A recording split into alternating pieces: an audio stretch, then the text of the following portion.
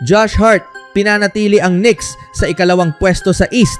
Rockets, pinalawig ang panalo sa 8 sunod-sunod. At Warriors, kaya pala hindi pinaglaro si Curry. Ito ang matibay na plano. Nanatiling nasa laban para sa ikalawang pwesto sa Eastern Conference ang New York Knicks sa pangunguna nina Josh Hart at Jalen Brunson matapos nilang talunin ang Boston Celtics ngayong araw. Ang dikit na panalo ng Knicks sa isang playoff style na laban sa Madison Square Garden ay naglagay sa kanila na 2 panalo sa likod ng kanilang karibal na Boston na may natitira na lamang na 2 laro sa regular season. Nanguna si Hart na may 26 points kabilang ang 2 mahalagang 3-point shots sa huling minuto ng laro na tuluyang nagpalayo sa laban mula sa Celtics. Sa isang masalimuot na laban na nagtala ng 16 na pagpapalit ng lead, nagpakitang gilas muli ang superstar ng Knicks na si Brunson na may 25 points at 10 assists. Nang tanungin tungkol kay Hart, pabirong sinabi ni Brunson, "Ayokong magsabi ng masyadong maganda tungkol sa kanya ngayon, pero napakahusay ng laro niya. Patuloy kaming bumabalik at nakakahanap ng paraan," dagdag pa ni Brunson. Ang pagkakakuha ng ikalawang pwesto ay nangangahulugan ng home court advantage hanggang sa Eastern Semifinals. Magkakaroon ng tie-break advantage ang Knicks kung magtatapos na tie ang dalawang team dahil sa mas magandang head-to-head record. Ang panalo nitong araw ay nagbigay rin sa Knicks ng isang panalong agwat laban sa humahabol na Cleveland Cavaliers. Sa isang posibleng preview ng ikalawang round ng Eastern Playoffs, naging palitan ang first half ng laro na may 10 beses na pagpapalit ng lead kung saan malayang nakapuntos sina Peyton Pritchard at Brunson sa magkabilang panig. Pagkatapos ng halftime, mabilis na nakalamang ang Knicks ng 13 points. Ngunit naungusan sila sa pagtatapos ng ikatlong quarter nang makabawi ang Celtics gamit ang 7 3-pointers, 6 dito ay mula sa bench. Naging epektibo si Baylor Shireman ng Celtics mula sa labas na naipasok ang kanyang ika-5 at ika-6 na 3-pointers ng araw upang ilagay sa unahan ang Boston, may halos 2 minuto na lang ang natitira.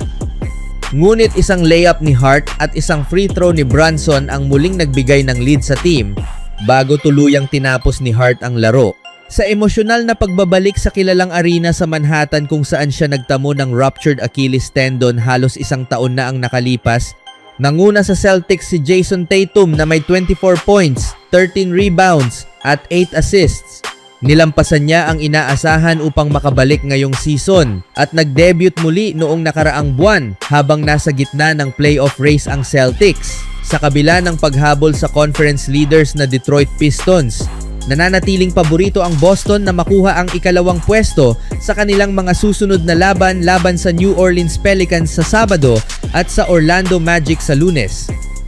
Ngunit maaaring kailanganin nilang gawin ito nang wala si Jaylen Brown na hindi nakalaro ngayong araw dahil sa Achilles tendinitis. Samantala, lalo pang umiinit ang labanan para sa mga natitirang siguradong pwesto sa playoffs sa Eastern Conference. Ang top 6 teams ay automatikong papasok sa postseason, habang ang mga teams na magtatapos sa ika-7 hanggang ika-10 pwesto ay dadaan sa knockout play-in tournament sa susunod na linggo upang makasama sa playoffs. Sa kabilang balita naman, si Kevin Durant ay umiscore ng pinakamataas na 29 points sa laro at nakapagpasok ng isang napakahalagang 3-pointer sa huling bahagi na tumulong sa Houston Rockets na mapigilan ang humahabol na Philadelphia Sixers nitong araw. Naglaro ang Sixers nang wala si Joel Embiid na sumailalim sa emergency appendectomy mas maaga sa ngayong araw. Pinangunahan ni Tyrese Maxey ang team na may 23 points, habang si VJ Edgecombe ay nagdagdag ng 21 points, 6 rebounds at 8 assists, pinakamataas sa laro. Si Andre Drummond naman ay kumuha ng 15 rebounds na siyang pinakamarami sa laban. Ang Sixers ay natalo na sa 3 sunod na laro at 4 sa huling 6. Si Tari Eason ay nakapasok ng isang 3-pointer may 2 minuto pa sa third quarter na nagpalaki ng lead ng Rockets. Ngunit ang Sixers, sa pangunguna ng reserbang si Quentin Grimes, ay nakagawa ng kahangahangang paghabol sa fourth quarter na nagsimula sa 16-0 run habang mahigit 5 minuto namang hindi nakascore ang Rockets. Matapos gawing 17-10 ang 9-0 run, nagdagdag pa ang Houston ng 13-3 na atake na tinapos ng dunk ni Amen Thompson upang gawing 33-20 ang kalamangan. Nakagawa ng 3 turnovers ang Sixers sa second run ng Houston at 6 sa kabuuan ng first quarter na naging 12 points para sa Rockets. Pumasok ang Rockets sa second quarter na may 35-26 na abante at lalo pa itong pinalaki. Si Reed Sheppard ay nag-shoot ng 2 3-pointers na sinabayan ng field goal ni Durant upang itaas ang lead sa 18 points sa first half. Umabot sa 23 points ang kanilang kalamangan bago uminit si Maxey. Si Maxey na walang puntos sa first quarter ay nakapagtala ng 15 points sa second quarter kabilang ang huling 8 puntos ng Philadelphia sa half. Ang sunod-sunod niyang 3-pointers ay nagbawas sa agwat sa 73-56 pagsapit ng halftime. Pinalawig ng Rockets ang kanilang winning streak sa 8 laro, ngunit kinabahan pa rin sa huling minuto. Ang Sixers ay nakabawas mula sa 28-point lead sa third quarter hanggang 107-102 nang makascore si Edgecombe ng maikling shot may 1 minuto na lang sa laro matapos pumalya si Durant sa 2 free throws. Ngunit agad na bumawi si Durant sa susunod na possession sa pamamagitan ng isang 3-pointer na tuluyang nagpanalo sa Rockets.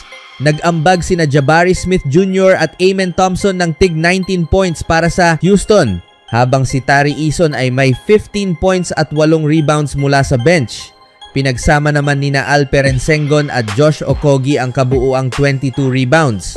Sa huling balita, hindi natanggap ng mga fans ng Golden State Warriors ang karaniwan nilang dosis ng mahika ni Stephen Curry sa Chase Center ngayong season at nagpatuloy ang trend na iyon ngayong araw nang ideklarang hindi maglalaro ang star guard ng Golden State sa huling home game ng regular season laban sa Los Angeles Lakers dahil sa pamamahala ng injury sa tuhod.